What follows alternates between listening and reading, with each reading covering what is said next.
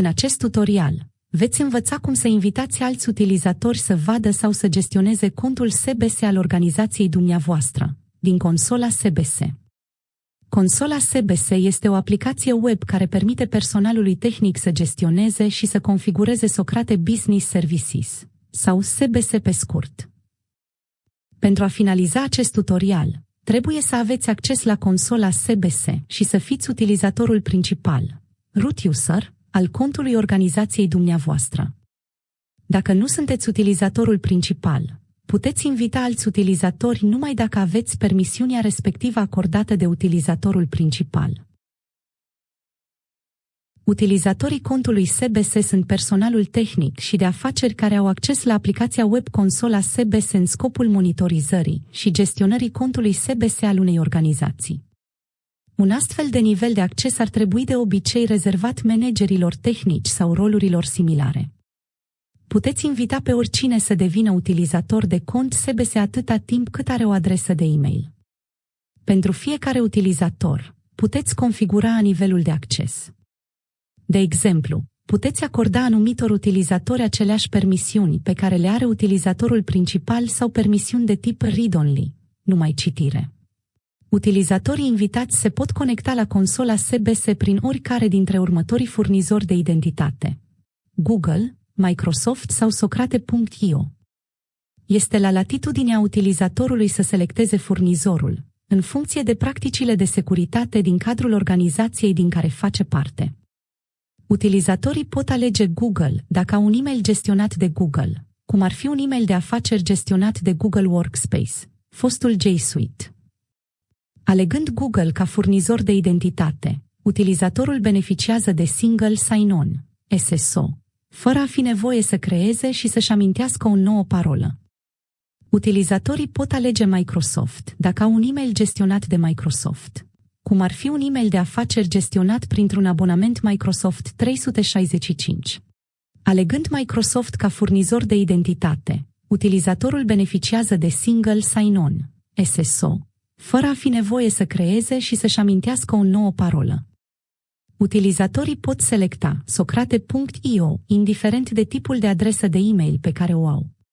Alegând Socrate.io ca furnizor de identitate, utilizatorii trebuie să se înregistreze cu Socrate.io și să creeze o nouă parolă cu autentificare multifactor, respectând cele mai înalte standarde de securitate.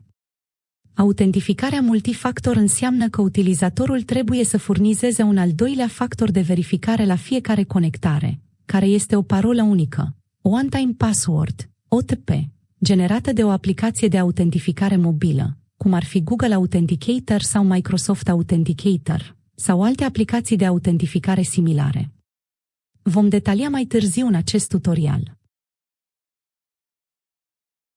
După conectare, utilizatorii își pot vedea întotdeauna furnizorul actual făcând click pe pictograma de profil din colțul din dreapta al paginii. Să invităm un utilizator nou și să acordăm acestui utilizator acces de tip read-only, numai citire, în contul SBS curent. Faceți click pe utilizatori cont în meniul de navigare din partea stângă. Faceți click pe invitați utilizator în cont. Introduceți adresa de e-mail a utilizatorului. Opțional, introduceți un text pentru mesajul de invitație. Sub scop, introduceți permisiunile pe care vreți să le acordați utilizatorului nou creat. În acest exemplu, dorim să acordăm utilizatorului drepturi numai de citire în contul SBS, așa că vom alege Account liniuță API, Query, ***. Faceți click pe Trimiteți invitația. Invitația utilizatorului este acum afișată în lista de conturi cu starea invitație în așteptare. Această stare înseamnă că utilizatorul trebuie să accepte mai întâi invitația din căsuța de e-mail înainte de a obține acces la API-uri. Odată ce utilizatorul acceptă invitația, va putea să vadă și să interacționeze cu API-urile la care a primit acces. Dacă v-ați răzgândit, puteți elimina invitațiile în așteptare făcând click pe Eliminați.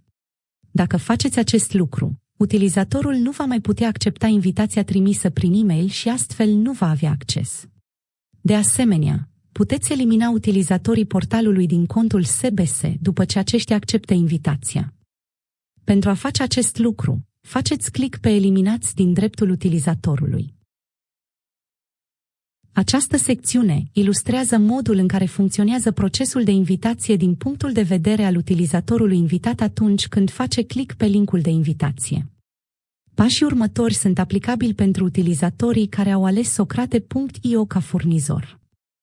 Să ne imaginăm că ați primit o invitație prin e-mail pentru a vă alătura consolei SBS.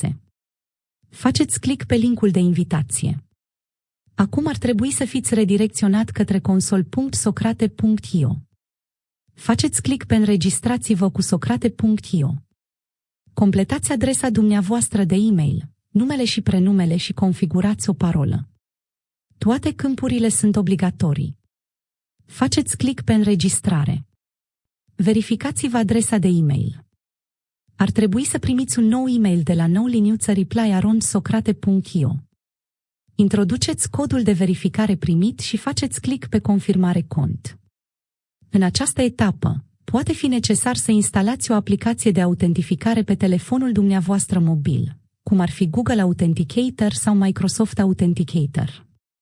Dacă aveți deja o aplicație de autentificare pe telefon, puteți trece la pasul următor. Deschideți aplicația de autentificare pe telefon și selectați opțiunea de a adăuga un nou cod. Acum ar trebui să vi se ofere opțiunea de a scana un cod QR sau de a introduce manual o cheie de configurare. Alegeți ceea ce funcționează cel mai bine pentru dumneavoastră. După scanarea codului QR sau după introducerea manuală a cheii, ar trebui să vedeți o parolă unică în aplicația dumneavoastră de autentificare. Introduceți parola unică și faceți click pe Conectare. Acum puteți accesa contul SBS la care ați fost invitat. Să vedem cum funcționează procesul de invitație din punctul de vedere al utilizatorilor care au o adresă de e-mail gestionată de Microsoft. Să ne imaginăm că ați primit o invitație prin e-mail pentru a vă alătura consolei SBS. Faceți click pe linkul de invitație. Acum ar trebui să fiți redirecționat către consol.socrate.io. Faceți click pe Înregistrați-vă cu Microsoft. Introduceți adresa de e-mail și parola contului Microsoft și faceți click pe următorul. Faceți click pe Accept când vi se solicită. Acum ar trebui să fiți conectat la consola SBS și să vedeți o casetă de dialog care vă cere să vă verificați adresa de e-mail. Pentru conturile Microsoft, valabilitatea adreselor de e-mail nu este întotdeauna garantată, motiv pentru care vi se poate solicita să vă verificați adresa de e-mail. Faceți click pe Verificați.